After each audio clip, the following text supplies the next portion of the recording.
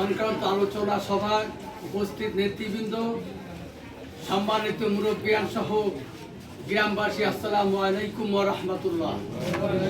হাট সংক্রান্ত বিষয় আলোচনা সভা সম্ভবত আজকেই ব্যাপক আলোচনা আজকেই সমাপ্তের পরে তো প্রয়োজন হিসাবে আলোচনা চলবে। তো আমি একটু কথা বলতে চাই হাটের বিষয়, যেহেতু আমরা সর্বশেষ হাট ইনশাআল্লাহ আগামীকাল থেকে শুরু হবে। আমরা যখন হাটের কার্যক্রম শুরু করছিলাম, আমাদের একটি বক্তব্য ছিল যে হাটটি খাজানাঙ্গাবাসীদের হাট, এ হাট সার্বজনীন হাট, এ হাট কোনোভাবে কোনো ব্যক্তিগত পরিচয় হাট নয়। তারপরে কিছু বিষয় আপনাদের জানতে হবে যে আজকে শুধু পরিচালনা কমিটির কথা বলে কাজ শেষ করলে হবে না। পরিচালনা কমিটির পাশাপাশি আপনারা যারা আছেন আর সর্বোপরি হাট সংক্রান্ত বিষয়ে এ হাটটি বাস্তবায়নের ক্ষেত্রে সর্বোত্তম ফয়সালা হয়েছেন আমাদের গণমানুষের নেতা, খুলনা 4 আসনের মাননীয় সংসদ সদস্য জননেতা আজিজুল বারী হেলাল ভাইয়ের উপস্থিতিতে। হেলাল ভাইয়ের কিছু কথা, হেলাল ভাইয়ের কিছু দিক নির্দেশনা ছিল, আমাদের সকলকে সবকিছুই কিন্তু জানার প্রয়োজন আছে।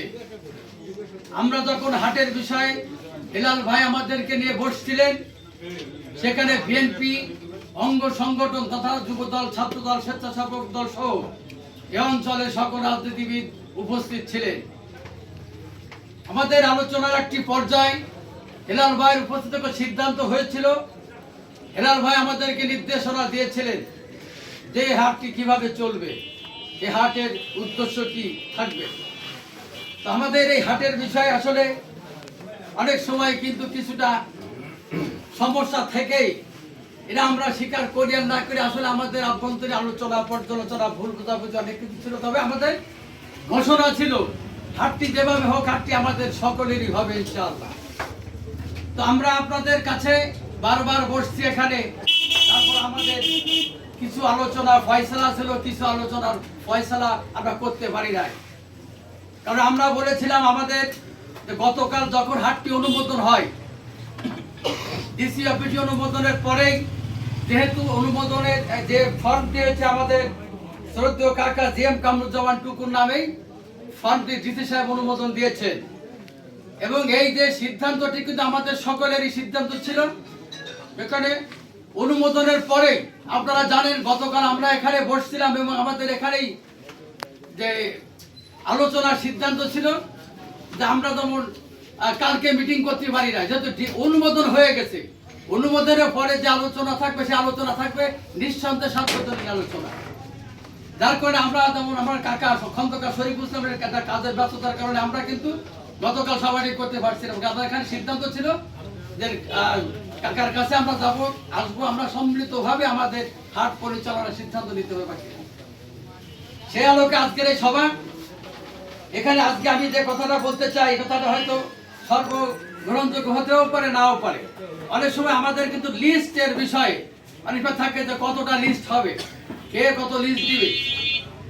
আমাদের লিস্টটা আমি মনে করি 2টা ক্যাটাগরি লিস্ট হবে, 2টা। আপনারা একটা লিস্ট আমরা করবো, যেমন কাকা লিস্ট করছে, আমি একটা লিস্ট দেব যে হাটটি মূল যে সত্য থেকে হাটটি যার নামে জিএম কামরুজ্জামান টুকু, হাটটার নামে না থাকলেও যেহেতু জেলা বিএনপির যুগ্ম আহ্বায়ক, উনি একটা লিস্ট দেবেন। আমি আমাদের ইউনিয়ন পরিষদের ভারপ্রাপ্ত চেয়ারম্যান আসাফুর রহমান, তিনি হাটের বিষয় কিন্তু অফিসিয়াল যে কাজগুলো করছেন, তারা যদি জনগণের কি করছে সে একটা লিস্ট করবেন।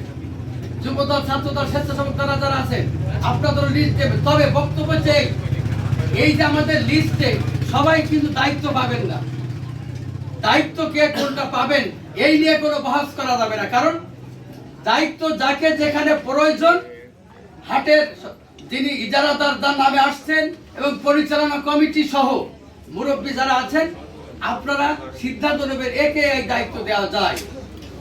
এখন প্রয়োজন হচ্ছে আমাদের যে আলোচনা, যে লোকের প্রয়োজন, আমরা মনে করছি এর থেকে লিস্টটা একটু বেশি হবে। লিস্টটা বেশি হয়ে আপনারা তো মনে করতে পারেন বেশি লিস্ট করা চুক্তিটা কি। যদি আমাদের উদ্দেশ্য হচ্ছে আমরা যদি 2 টাকা এখান থেকে অবশ্যই উপার্জন হবে। আমাদের নেতা সহ সেখানে সকলে ছিলেন যে এই দেখা আমরা কিন্তু ন্যূনতম তারা এ ক্যাটাগরি বস্তিদের এ ক্যাটাগরি মানে কি, যে যারা লিস্টের ভিতর তাদেরকে কষ্ট করে দায়িত্ব পাবে, হয়তো আমাদের তার একটা পরিশ্রম দিতে পারি, পাশাপাশি একটা সম্মানী ইনশাআল্লাহ এই যে লিস্টে দেবে, যাদের রাজনৈতিক পরিচয় রয়েছে, সামাজিক পরিচয় রয়েছে, যাদের একটা গ্রামের একটা অবস্থান রয়েছে, অবশ্য তারা পারিবারিকভাবে আর্থিক সন্ন্যতা রয়েছে, আমরা এই বিবেচনায় কিন্তু একটা সম্মানের ব্যবস্থা করব, আমাদের নিয়াত আছে। পাশাপাশি মসজিদ মাদ্রাসার বিষয়টা আপনারা শুনছেন, যে হাটের আমাদের জেএম কামরুজ্জামান টুকু সহ যখন আমরা ওখানে দাঁড়াচ্ছিলাম, সকলে একটা প্রস্তাব ছিল এবং হেলাল ভাইও বলছিলেন যে এই টাকাটার বড় একটি অংশ অবশ্যই কল্যাণমূলক কোনো প্রতিষ্ঠানে দিতে হবে। আমরা বলেছিলাম আমাদের গ্রামে যে মসজিদ মাদ্রাসা আছে আমরা এখানে দেব, তো সেই হিসেবে সেখানে একটা ব্যবস্থা থাকবে। এই হাটের বিষয় কিন্তু অনেক আছে, মনে করেন হাটের একটা ব্যয় আছে, সবই আপনারা জানবেন। সে আলোকে লিস্ট নিয়ে কোনো তর্ক বিতর্ক নাই, তো সকলেরই লিস্ট দেওয়ার একটা হক আছে। আমি এখানে যখন বসছি, আমাদের অনেক ভাই এখানে বলেন ভাই হাট সম্পর্কে আমরা অনেক কিছু জানি, অনেকে বলেন, মানে এখানে যারা আছেন আমাদের প্রতিটা লোক কিন্তু কথা বলে বলেন যে এই হাট সম্পর্কে কিভাবে চালাইতে হয় আমরা জানি, আমরা জানতে চাই কিভাবে জানো। তা আমরা হাটে ছিলাম, আমাদের দলের অনেকে ছিল না, আছে না এখানে যারা আছে সবাই কিন্তু অতীত হাটের সাথে ছিল। আমার বক্তব্য হচ্ছে অতীত হাটটি ছিল আওয়ামী লীগের সময়, নাকি অতীত হাটে যদি আমাদের এই লোকজনকে সম্পৃক্ত করে, কোন পরিচয়, বিএনপির পরিচয় নয়, ওদেরকে সম্পৃক্ত করা হয়েছিল খাজাডাঙ্গার পরিচয়, নাকি? সুতরাং আমাদের বক্তব্য হচ্ছে যে অতীতে হাটগুলো যারা আছে তারাও মনে করে যে খাজাডাঙ্গাকে মূল্যায়ন না করলে এখানে রাজনৈতিক পরিচয়ে কখনো হাট সম্ভব নয়। খাজাডাঙ্গার মূল্যায়ন কম বেশি তারা করেছে। আমার বক্তব্য হচ্ছে অতীত হাটে, খাজাডাঙ্গার হাটে যদি আমাদের এই সমস্ত পরীক্ষিত লোকদেরকে মূল্যায়ন করে থাকে, আমরাও মনে করি এই হাটের ক্ষেত্রে বাতিলি যোগ্যকারী ব্যতীত, জনবিচ্ছিন্ন লোক ব্যতীত, যারা গ্রাম সম্পর্কে ভাবেন, সমাজ সম্পর্কে ভাবেন, কল্যাণমূলক কাজ সম্পর্কে ভাবেন, তাদেরকে আপনারা সম্পৃক্ত করবেন। এই ক্ষেত্রে কি হবে, আমাদের যে স্লোগান এ হাট খাজাডাঙ্গাবাসীদের হাট, এ হাট আমাদের ঐক্যবদ্ধের একটি প্রতীক হিসেবে কিন্তু এবারে এই কোরবানির পশুর হাট। ইনশাআল্লাহ আমরা কেউ বঞ্চিত হব না, কেউ সম্মানহানি ঘটবে না।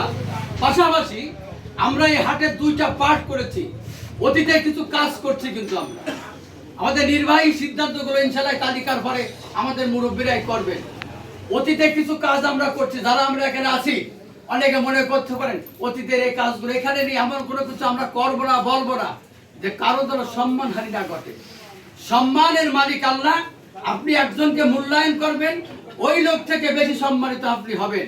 ইনশাআল্লাহ আমাদের সকলের মানসিকতা যেন থাকে, আমরা ঐক্যবদ্ধভাবে হাট সুশৃঙ্খল ভাবে আমরা সমাপ্ত করতে পারি, বাস্তবায়ন করতে পারি, রূপসাবাসীদেরকে দেখিয়ে দিতে পারি খাজাডাঙ্গাবাসী ইনশাআল্লাহ সুশৃঙ্খল পরিবেশ সুসংগঠিত ভাবে কিছু করতে পারে। খোদা হাফেজ, বাংলাদেশ জিন্দাবাদ।